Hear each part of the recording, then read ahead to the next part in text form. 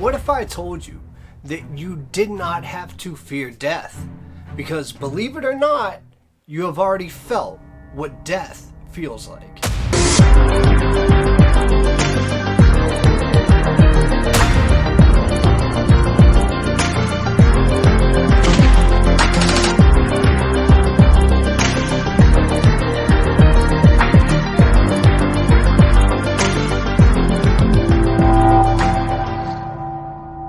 While watching this story, you will understand and realize that you yourself has felt what it feels like to be dead before. And once you try to remember that feeling, it may bring a revelation or anxiety. But remember, this is just a story. Also, if you like stories about the paranormal, the mysterious, or true crime, then make sure to hit that subscribe button right now so you get notified every time I release a new story. Okay, as of now, it's time to slip into a mind that's not our own. Let's go.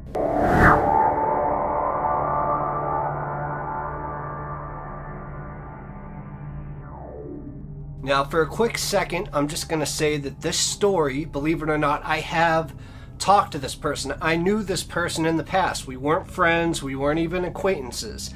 I literally had one conversation with this person, but it was a very intellectual and in-depth conversation. And since you guys have been asking for the paranormal, I thought I would give you the holy grail of the paranormal. So basically, from me talking to this guy, his name is Matthew, okay? He was not a believer at all. And now, not only is he a believer, but he has the most incredible story I've ever heard.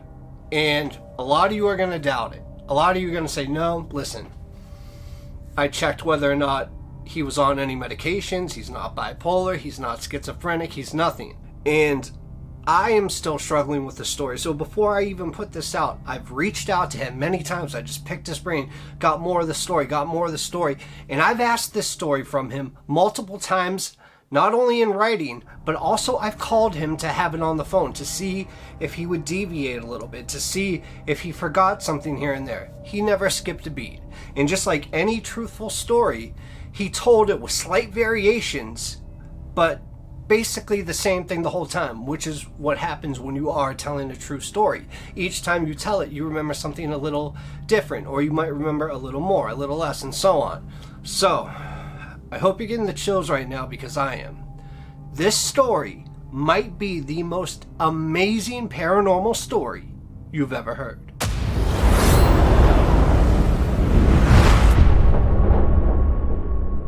Matthew was 22 years old, and he lived 1 mile away from the beach on Cape Cod, Massachusetts.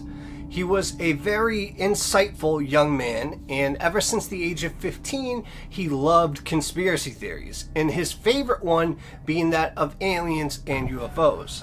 And of course, UFOs and aliens was always in the back of his mind, but it's not where he started. No, he started with the moon landing and the JFK assassination, and through his eyes, it took him 5 years to figure out who did it regarding JFK. And I looked at his answer, and I must say it's also very intriguing, so that's an extra bonus you're going to get for this story if you want to know who killed John F. Kennedy. Or, I should say, at least who Matthew thinks killed JFK. And if you want to know that, then stay to the end, because I will throw it in at some point. Now, Matthew wanted to grow up and be rich and successful, and he hoped that would be either through music or acting. He was a decent artist that just lacked the ambition to take that next step. So instead of, going out on a limb and chasing his dreams, he reluctantly enclosed himself in his hometown and just absorbed as much information and knowledge as he possibly could, hoping that it would somehow lead him somewhere someday. Now, by the age of 22, he decided that he wanted a job that made him happy. And he thought maybe working in the government to actually find out what these secrets actually are, or the real answers behind them, would be a good fit for him. So he goes on his computer and he looks up types of jobs that have a high security clearance.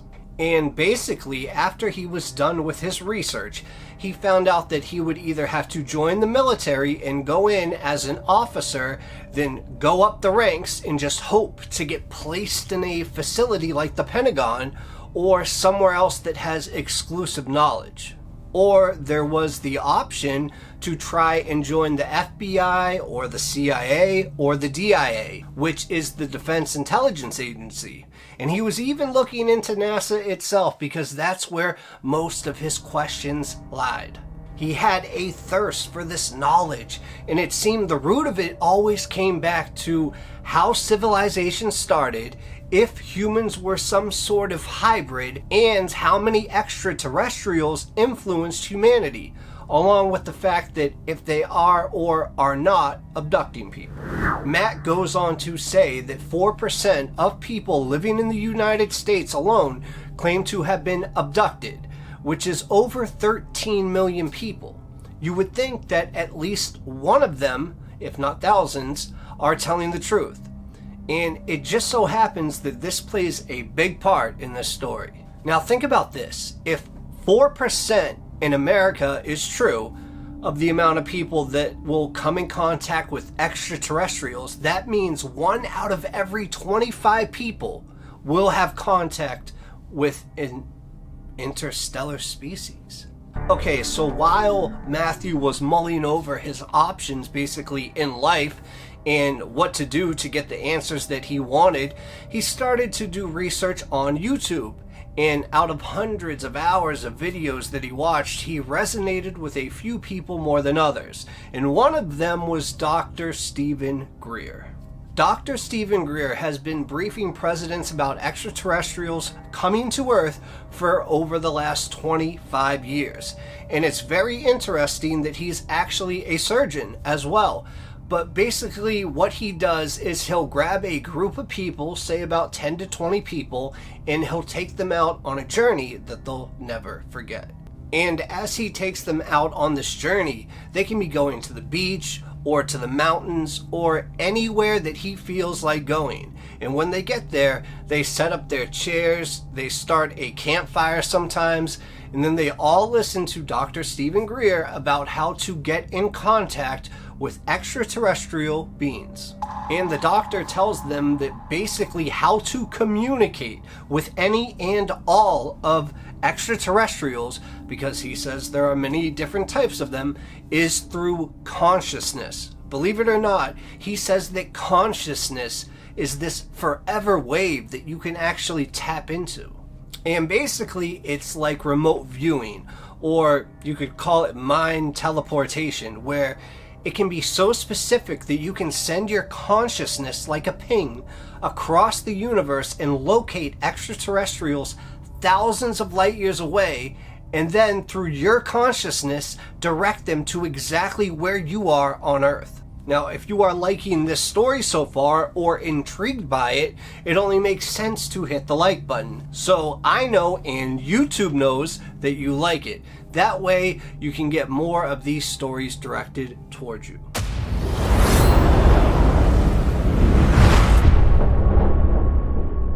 Now, I know how all of this stuff sounds, guys, but if you do the research that I did and actually look up Dr. Stephen Greer and his mass amount of videos and documentaries of all these UFOs and how he even has names for some of the extraterrestrials, along with a picture, the first solidified picture, he says, of an alien, it is truly incredible stuff.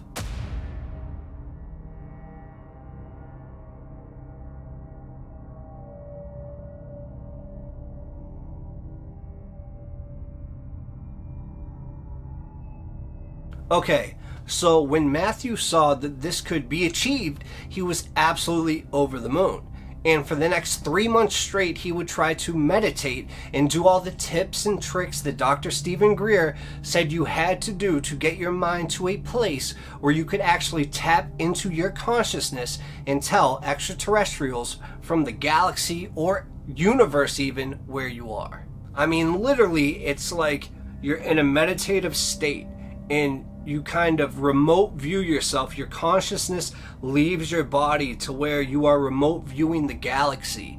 maybe even the universe, and say 20, 30 light years away, maybe even 1 light year away. It's close, it's far, it doesn't matter. But you just resonate with the consciousness that you're finding. Like it's almost like a magnet. Your consciousness is going out to find other consciousness. And then when it connects, you can literally telepathically, by remote viewing, tell those aliens, yes, third rock from the sun, down, Miami, down, airport, to the left, down, Bank Street, right, here, and they appear. Now, I of course am going to try this, but I don't think I'll get any results right away or ever, but I'm still going to try it. I highly suggest you do the same, because if thousands of people try it, the odds are one of us has the ability to do it. And if you do it, then you have to let me know in the comments or direct message me, and you shall be featured on this channel. And believe it or not, Matthew ended up having 2 separate sightings and contacts of extraterrestrials and UFOs by doing this. So at the end of his 3rd month meditating, he went to the beach, which was only a 15-minute walk from his home, and just at about sunset, he started meditating, trying to, clear his mind as best as he possibly could, almost getting into a hypnotist-like state. And he's trying so hard to remote view. And he thinks that for actually the first time he feels a presence on the other end of this, consciousness. And that's when he envisions them in his third eye and tells them via consciousness where he is located on Earth. And not days, months, years, or hours, but literally only seconds later, exactly what he saw in his mind, the craft that he saw in the vastness of space, appeared right in front of him. He said it was a bright metallic object, and it kept almost like dancing in between our dimension and another. He would see it as this light. It would move toward him, then it would disappear. And the longest he saw it was at the end, where it hovered approximately 30 feet in front of him, right over the water's edge for about 6 minutes straight before disappearing. And at this point, Matthew is in awe. He literally just saw for himself that there is for a fact other intelligent life in the universe, other than just on Earth. And when he went back to his house, he had a smile on his face the whole time. But even more so, it gave him tremendous hope that if he was right about extraterrestrials, like his gut was now telling him, then he would be right about other things as well, such as the afterlife. And that's where this story turns magical, in a sense, because the second encounter that he has is, well, I guess the only word to describe it would be a miracle. Now, even though the next part that I'm about to tell you is amazing, I actually have, believe it or not, another story about a different man that was with Dr. Stephen Greer when he had this amazing thing happen to him. And the next story has a picture to go along with it, and that will be a story that I'm going to tell sometime within the next 10 days. So make sure you have your notifications on all so you're notified right away, because believe me, you do not want to miss that story. It is probably the most significant and yet unreal story I will ever tell, bar this one. And also, real quick, I just want to say, from a comment, I did see that when I am posting these videos, a lot of you are not getting notified. Now, I've gotten a bunch of comments about that, but I got a comment earlier today. Now, this person said that ever since I changed my name to Mr. E Files, they haven't been getting notified. So that got me thinking, wow, could that be the reason why none of my notifications are going out? And if it is, I want to try to fix that. So let's do a quick experiment right now, and it'll only take 1 second, I promise. I want you guys just to hit unsubscribe. Yes, I'm telling you to unsubscribe. And then right after that, hit subscribe. So you're basically unsubscribing, going back to subscribe, then you go to the bell notifications, and you click on all, which is the top one. Do that, and I'm hoping that fixes the problem. I want a bunch of you to do that, and after you do that and I release, another short or story, let me know if you do or do not get the notification. I would highly appreciate it. Thank you.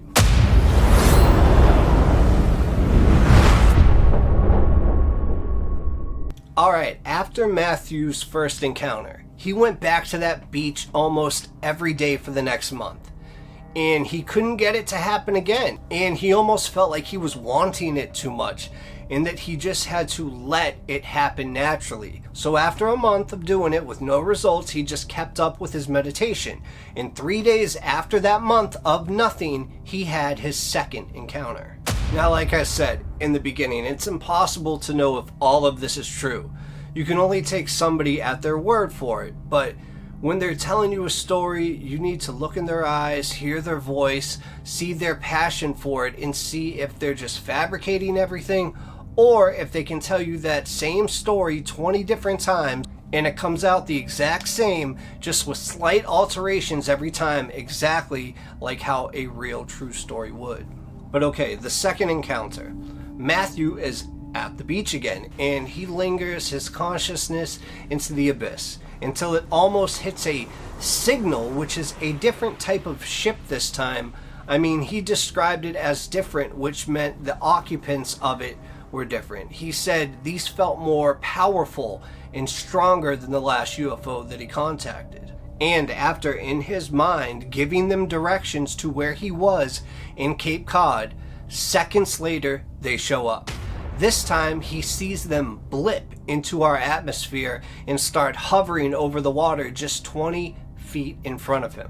Think about 2 basketball hoops. That's 20 feet, so he was insanely close when he saw this. And he said when the ship was coming into the atmosphere, it looked like a ball of light, but then as it hovered, its true form was being shown to him, and it was either steel or metallic. It looked like a very strong metal, yet there were no hard angles where you could put in bolts. It was more of a smooth cigar shape, but he said to visualize it, it would be like envisioning a frisbee that has a small dome in the middle of it on top. And another amazing thing about this is he said, just like the last encounter, there was absolutely no sound at all. It was just hovering right there over the water, coming from light years away. And it wasn't making a sound. And he instantly knew when he connected with this thing out in the dark abyss of space that there were 3 occupants in it. And when it was hovering right in front of him, he saw this type of shield in the front that kind of slid to the left. And what it revealed was this dark tinted glass, he said, but he also said that it didn't really look like glass. It looked like a heavier substance that he's never seen, almost like a two-way mirror that's made out of steel. Very hard to explain. So he's still connecting with this thing, even though it's only 20 feet in front of him. And that's when he says that in his head he heard the words in English saying, "Do you want to come in?" And since this was in his head, he was hoping it was real, but he wasn't sure. But through his mind, he said, "Yes, I have questions." Right after that, that's when the ship then slowly hovered towards him until it was only about 5 feet away from him. And then he got blinded by this light. And he said real quick, it felt like a vacuum just pulled him only a couple of feet.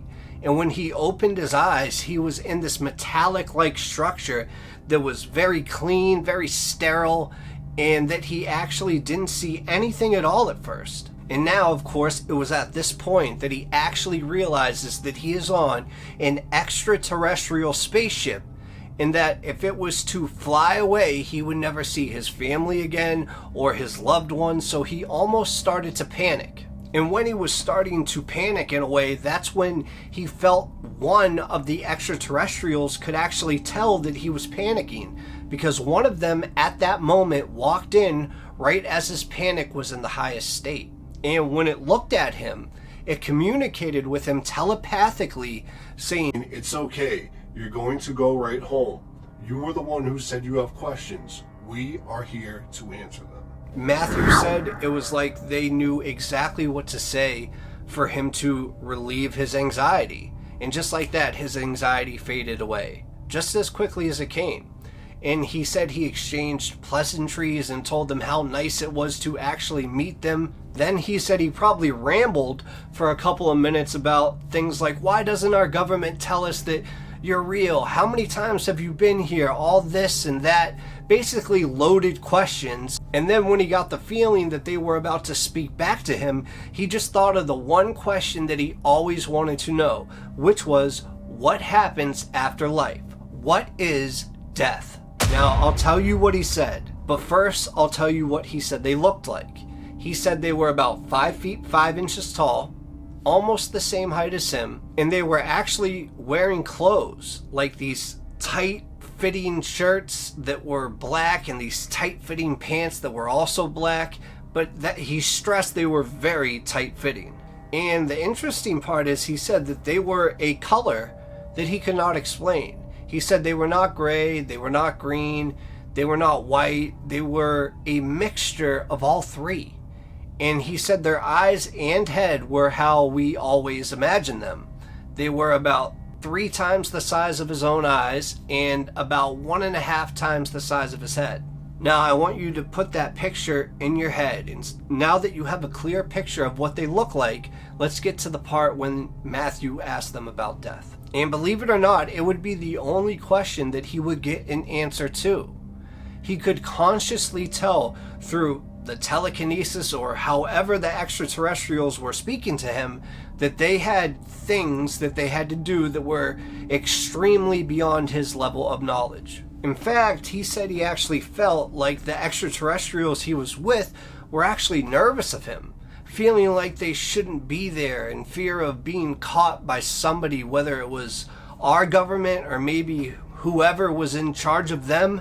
He doesn't know, but he felt like they were taking a risk talking to him. And he also said that when things are through the mind telepathic, it's so amazing, and it's not just words that you're hearing, it's also feelings in a way that you're hearing, if that makes sense. So when he asks about death, the first thing that the extraterrestrial says, and yes, I am going to keep saying the extraterrestrial because believe it or not, he was honest and said that he did not ask his name. It didn't even come to his mind. He was going through so many emotions that he skipped a lot of things that he wanted to ask, but he hopes that he gets to ask them in the future. When it came to the question of death, the extraterrestrial said that the energy and the consciousness of a human being is the same as his species, which is good to know, and will always have energy, which means death doesn't exist. That's when Matthew said, okay, I can see that maybe that we're all made out of this energy, so, maybe when we die, we go somewhere and our energy is still there. But he asked for a lot of specifics, and he wanted to know, do you go to heaven or hell, or is it just nothingness? That's when the extraterrestrial said his name, Matthew. He said, Matthew, you will live many lives, as you are living right now, and you will also live many lives as other things that you could not even imagine. Then he said the most amazing thing. He said, believe it or not, you have been dead thousands, if not millions of times. And at this point, Matthew was like, how is that possible? And the extraterrestrial gave this example.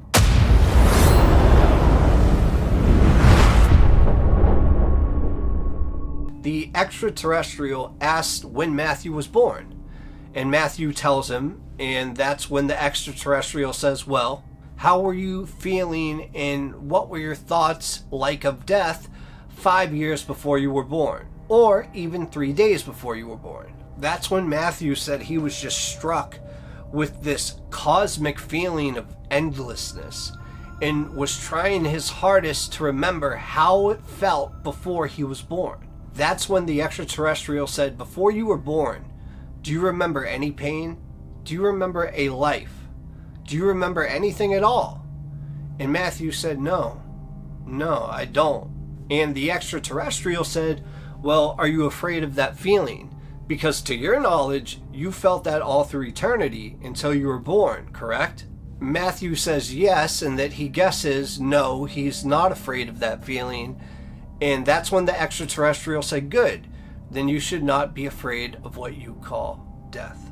Now Matthew's mind is going a mile a minute. He feels another suction, and all of a sudden he's on the beach, and he opens his eyes and he sees the ship hover backwards for about 3 seconds, then blip into this ball of light and disappear.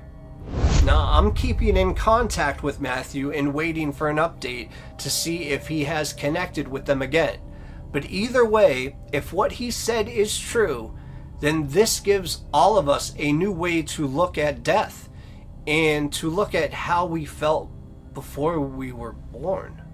Like I said, I met this person once, I had a deep conversation with them, and then they sent me this story, and that's when I was like, you're not him from there, are you?